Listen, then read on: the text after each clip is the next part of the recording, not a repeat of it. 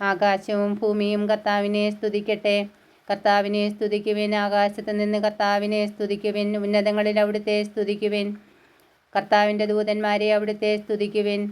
കർത്താവിൻ്റെ സൈന്യങ്ങളെ അവിടുത്തെ സ്തുതിക്കുവിൻ. സൂര്യചന്ദ്രന്മാരെ അവിടുത്തെ സ്തുതിക്കുവിൻ. മിന്നിത്തിളങ്ങുന്ന നക്ഷത്രങ്ങളെ അവിടുത്തെ സ്തുതിക്കുവിൻ. ഉന്നതവാനിടമേ കർത്താവിനെ സ്തുതിക്കുവിൻ.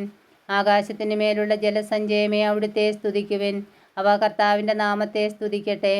എന്തെന്നാൽ അവിടുന്ന് കൽപ്പിച്ചു, അവ സൃഷ്ടിക്കപ്പെട്ടു. അവയെ അവിടുന്ന് എന്നേക്കും സുസ്ഥിരമാക്കി.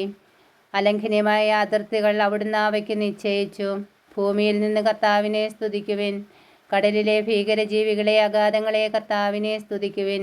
അഗ്നിയും കന്മഴയും മഞ്ഞും പൊടിമഞ്ഞും അവിടുത്തെ കൽപ്പനയനുസരിക്കുന്ന കൊടുങ്കാറ്റും കർത്താവിനെ സ്തുതിക്കട്ടെ. പർവ്വതങ്ങളും മലകളും ഫലവൃക്ഷങ്ങളും ദേവദാരുക്കളും വന്യമൃഗങ്ങളും കന്നുകാലികളും ഇഴജന്തുക്കളും പറവകളും ഭൂമിയിലെ രാജാക്കന്മാരും ജനതകളും പ്രഭുക്കന്മാരും ഭരണാധികാരികളും യുവാക്കളും കന്യകമാരും വൃദ്ധരും ശിശുക്കളും കർത്താവിൻ്റെ നാമത്തെ സ്തുതിക്കട്ടെ. അവിടുത്തെ നാമം മാത്രമാണ് സമുന്നതം. അവിടുത്തെ മഹത്വം ഭൂമിയെയും ആകാശത്തെയും കാൾ ഉന്നതമാണ്. അവിടുന്ന് തൻ്റെ ജനത്തിനു വേണ്ടി ഒരു കൊമ്പ് ഉയർത്തിയിരിക്കുന്നു. തന്നോടും ചേർന്ന് നിൽക്കുന്ന ഇസ്രായേൽ ജനത്തിൻ്റെ മഹത്വം തന്നെ.